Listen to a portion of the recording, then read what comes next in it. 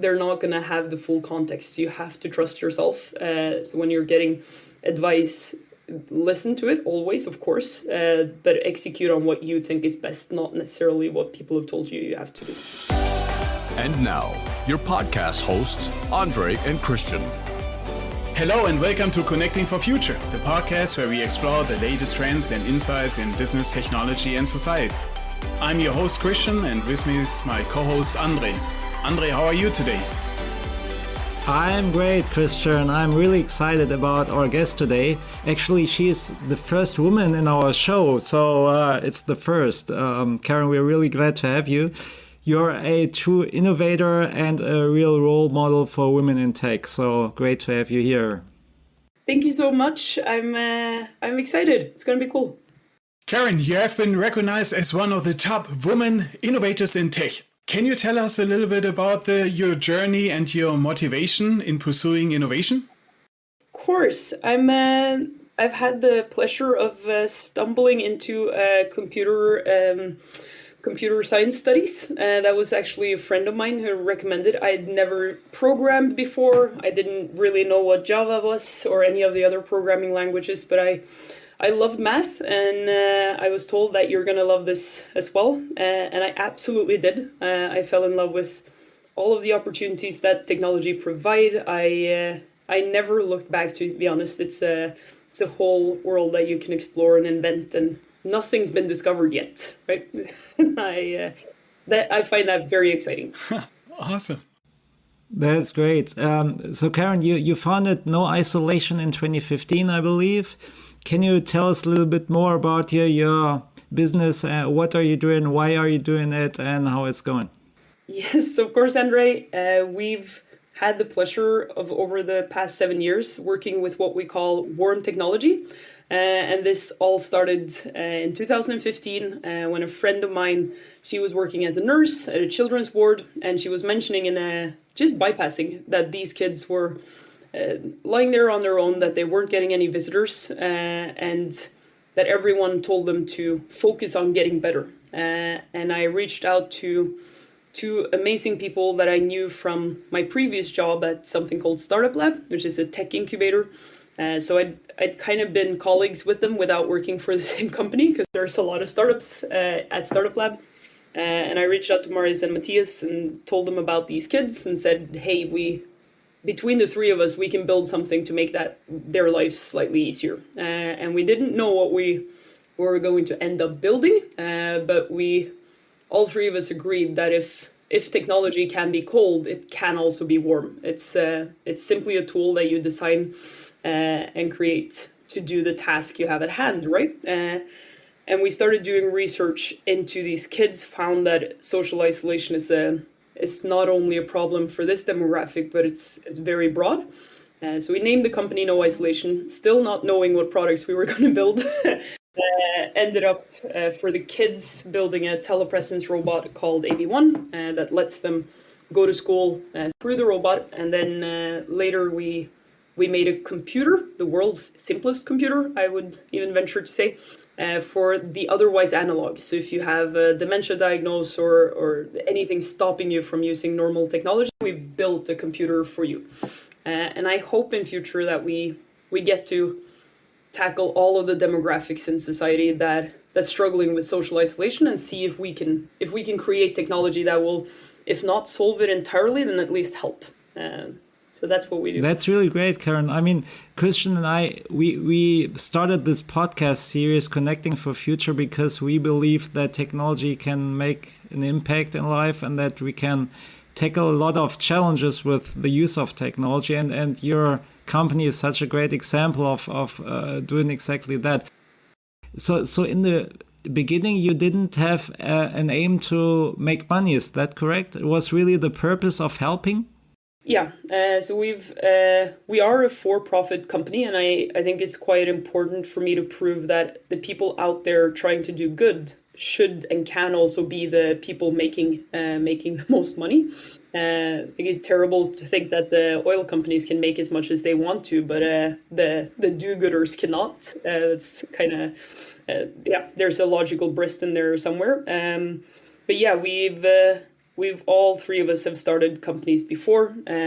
We knew that we wanted to create a workplace for ourselves in 7 years down the line, where I'm sitting today, I'm as motivated. And I also think it was crucial, or I know it's crucial for the three of us to not be centered around the technology itself, but rather the problem we're solving. And then if we tomorrow find a better technical solution for the problem, then we can legitimately swap to that rather than hang on to some kind of idea that the technology we've developed is the best, because that will keep changing, right?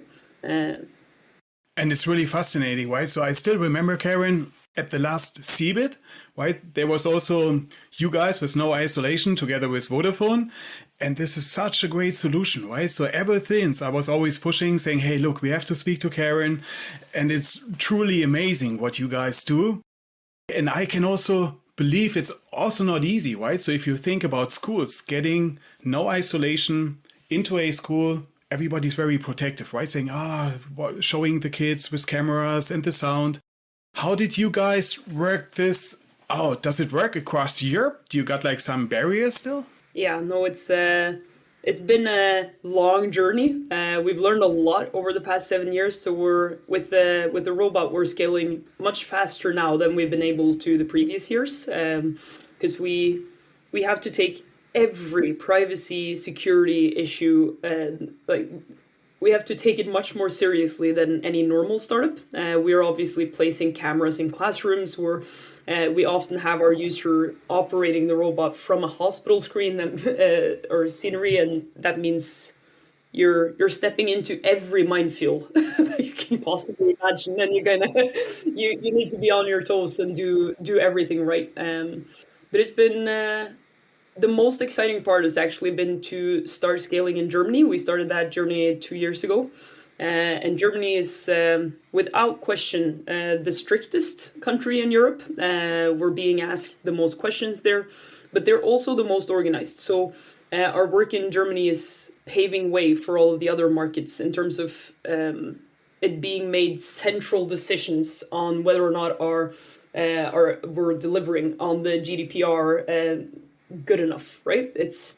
And we can bring that back and take it to the UK and say, like, hey, here's the documentation that we showed the German government, and they were happy with this. And then it's like, oh, yeah, it's fine. So I'm pinpointing it a bit, but it's been a long journey. I think on those questions we're good now, but you have to do all of this information to all of these stakeholders in the right order. And we've quite often experienced that teachers, if they see the robot for the first time on Instagram, they think it's something American, something cool, something the kids want, and not a serious tool to bring these kids back into school. Like, how can we use this to reintegrate them? So the teachers need information to come through formal channels. They need the right amount of text so that they don't just put it away, but also get enough facts about how this works, why it is safe to use. And yeah, we're managing all of these stakeholders and trying to find out how to introduce it as quickly as possible. Yeah, I mean, for the teachers, I think there's a big challenge, right? I mean, my kids, they're in second and third grade currently, and they all got iPads, right? But I have the feeling that the technology is there, but it's hard for the teachers to understand what can be done with tech, and how do they implement it into the normal day of a school. And I could imagine it's the same with your technology. And it's a very, I think, healthy skepticism out there now that people, they don't want to just implement anything, and especially not in a classroom setting. And all across Europe, teachers have been forced to start using tools that they're not necessarily comfortable with, tools that has not been made for or adapted properly to the classroom. So the teachers are one of the groups that have seen this really go wrong or move too fast, right? And then we come with a robot, and that becomes kind of a symbol of, oh my God, now we're there. Now there's going to be robots here as well. What? We're not going to take that. But AV1 has been developed for a classroom setting. It requires nothing from the teacher. It is one child logging on and attending their class like they're supposed to. So when we when we get the information through, like this is what it will actually require from you, and this is how it would look and feel, and you are safe. The parents aren't watching you. There's no one else logging in. You're not being streamed or broadcasted anywhere. Once we get that message across, we're good, because it's very far from being another iPad in the classroom. It's much more secure than that. Well, they already have the iPads, and Right. And is the EU actually also supporting this topic, or do you need to go country by country and always have to wrestle those policies? yes, we are wrestling every policy. We've talked at a political level in all three of our main markets, which is Germany, UK, and Nordics. It's been quite a job, but at the same time, I think maybe it will make it hard for someone to catch up with us if they would want to compete. For now, we're quite alone in targeting this user group, but it's Absolutely it's tough cool. going. So Germany is one of the biggest markets, Karen, and can you talk about like just roughly around like how many robots do you guys already have actively? Yeah, there's quite exactly 2,400 robots. We just passed that in 18 European countries. So it's very cool. It's a quarter of them are in the UK, almost a quarter in Germany, and then spread across the Nordic countries. It's a third, and then rest in like a couple in Romania and a couple in France, and spread out. So in the setup is always that per student that's not in the classroom, I have one robot instead. Yes, so it's AV1 is extremely personal tool, and we sell it for the kids who are out for a long period of time. So if you have cancer or severe social anxiety is one of the groups that are growing the most, or if you've been through an injury that is really incapacitating, then AV1 is for you. And if you look at the design, you're probably going to share some photos. I don't know, but it's designed as a blank slate, and to not have too much of a personality in itself, because we want the kids to give it their own personality. Put stickers on it, draw on it like you would on a cast if you broke your arm, and name it yourself, which is why it's called AV1. Super boring name, and that's on purpose, because most of our kids name it like Bumblebee, and mine is K-Dog, and you give it the robot name that you think it should have, which makes it your tool, and you use it to go to school, and then no one else can kind of use your robot. And do you sell these robots, Karen, or is it kind of a subscription model? No, most 98% of cases are municipalities buying the robot, and they're buying fleets. So that's what we're working towards everywhere. We haven't gotten as far in Germany yet. So there we still cooperate with a lot of charities. That has been a good way to enter a market for us, to team up with the Children's Cancer Association, for example, and say, okay, we're in partnership, we're going to launch this, we're going to give it to these kids, and then let the schools see how it works, because the schools also needs to see this work in field, and not just like we did this in London, here's the example, but actually get to try it themselves. And then we always go to municipalities or Kommune or similar local government, so that the schools can take them out on demand. And this is quite crucial for us, because if you try to connect AV1 and the child from the starting point, like, okay, now Alex, he got a cancer diagnosis, he needs a robot. If the school or municipality is going to make a decision, it's going to take 3 months for Alex to get a robot, maybe 6 months, because that's like purchasing anything takes the municipalities a long time. But whenever they have a small fleet, they can give Alex a robot tomorrow, and then they can upstock with if they need more. So that's proved to be the model that works the absolute best. So that's what we're scaling. Yeah, that's really cool. So one question around the Corona pandemic, did that really help actually boost your business? Oh, Corona was such a strange time for us, because to be honest, AV1, the robot, got a real punch on the nose, because the schools and municipalities, they were very otherwise occupied. So all of the dialogues that we had, they So kind the of priorities felt, shifted away from your business. Okay. Yeah. yeah, from helping the few kids who couldn't go to school to kind of set up something that worked for everyone. What it did help with substantially was awareness that no one's home because they were lazy. Like being at home for a long or extended period and only attending digitally, it is not fun. Even if you can stay on your couch, like that's not the ideal way of being. And it also boosted the other side of our company with Comp, the senior computer, that kind of went through the roof because that demographic was, yeah, even more isolated than the rest, and all of a sudden the need for digital tools was much higher. So we, all in all, our year-end results were as expected, but they were completely shifted on their heads in terms of where the revenue came from. Right, yeah. That's interesting. And Karen, like when new startups want to change something in tech, do you have like advice for startups what they can do in order to make some impact in technology? Oh, I think it's a very good question. My number one advice, regardless of what kind of impact you want to make, is to find a problem that you yourself find motivating, and that you want to solve and see solved. Because I constantly find myself with this joy of seeing that, okay, it is actually better now than it was 7 years ago. We've made a dent, and I can give you numbers on how many kids have actually had a better life because we made something tailored to them.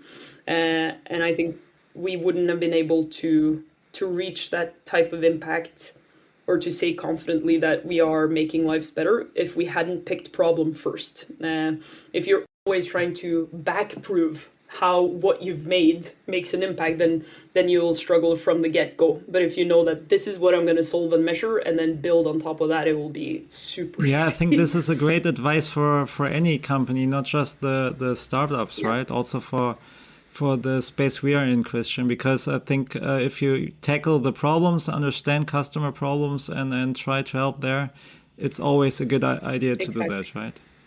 Yeah. But many people, and quite often, and maybe especially in big companies, you see we have this stack.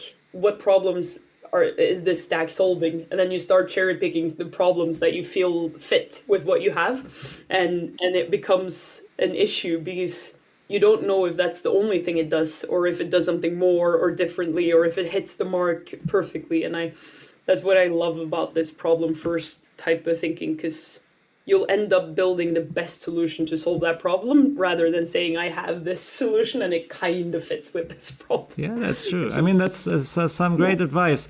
Just a personal question. We are in the tech space, and we are in the sales and marketing environment, and we are still lacking women in what we do. So it's a fact that, you know, any company like ours that is in that space, we always try to understand, you know, how can we attract more women for this kind of work. What is your advice, especially for us as men, to help change that? It's also a brilliant question. We've faced it at No Isolation as well. Like we obviously develop technologies. We recruit quite a lot of engineers, and in engineering, it's not easy finding that gender balance, and we've not succeeded at it yet. I think the most crucial thing we are doing practically is through recruitment and making sure that we have, because there are all of these amazing systems now that actually is designed to take away our bias. And bias is always there. So no matter how kind and nice and whatever you want to be, you will have bias, and that bias will lead you towards people that you understand, people that you can recognize parts of yourself in, or others that you know well. So men who has amazing female role models in their lives will be much more likely to pick women for like crucial position, because they know that this is something that someone they know can do. But I think these new tools for eliminating bias through recruitment is just so crucial. And then I think a lot of big companies like Vodafone, you're doing a good job of lifting a few women up and like showing them off. And that's not necessarily always comfortable for the woman being picked up and shown off, but like I also recognize the importance of showing that it can be done. And yeah, in STEM, I've had a lot of chats with the people recruiting to STEM subjects in the university in Oslo, and there it's also about creating this environment where women stay, because that's maybe the greatest issue the universities are having, that when you see the application rates for computer science, it's kind of equal, like it's 40-60 or better, but then the women drop out, and that's devastating, right? And that means they actually have to make it better at campus, make it better during the courses. Like, who has designed these courses? How are they going through it? Are there mistakes that have been made in here? And there always has. Like, a lot of the subjects I was taking assumed that you had been doing a lot of gaming. Now, I have been gaming a bit, so that's fine for me. But if you look at it like from a bigger perspective, more guys have been gamers growing up than girls. And if the course is designed to assume that you know World of Warcraft, then you're kind of forcing the demographic who doesn't know about that out. And those type of tiny things is crucial. Yeah, interesting. And in regards to the University of Oslo, Karen, just look at you personally, right? You're always full of energy. You are smiling. Is this also because of, I've never been to Oslo or Norway, which I still have to do, but Norway is also constantly ranked as one of the happiest places on earth. How does this translate into the tech industry? Oh, a difficult question to answer. I've always been surprised that we are one of the happiest countries on earth, because whenever I go anywhere else, I feel like people are so much happier. The thing that is definitely correlated between the happiness scores and how we can develop technology in the industry here is that there's an amazing security. Like, the security that you have as an individual is quite extreme in Norway. So I know that if my startup flops tomorrow, I won't have to move back to my mom's place. Like, the government will take care of me, not at the same level as having a job, but solidly. And I think for average happiness, of course, it matters to know that you're safe. You're not going to live on the streets. That's a huge relief for most of us. And for the tech industry as well, it means that you can take more risk. You can think differently. You can recruit differently because others can take more risk as well. That's the only thing that I can think of that's very like binding them together. And also not just young people, but also older people are struggling with isolation, right? So many young people are feeling disconnected, especially with the rise of social media. How can we address this issue and help young people build meaningful connections? Oh, I know I've been complimenting your question so far, but this is my absolute favorite. So everything that has to do with loneliness is perception based. You yourself feel lonely, and that is true. It has nothing to do with how many people are around you. You can be lonely in a workplace and have a fantastic social life outside, or vice versa. You can be married and still be very lonely. So perception is reality, is what you're saying, right? Perception is reality, and that makes it hard to do something about systematically, right? Because what social media has done, which is terrible, is to raise people's expectation levels. So a 19-year-old 20 years ago might not think that I'm supposed to do something every Saturday night.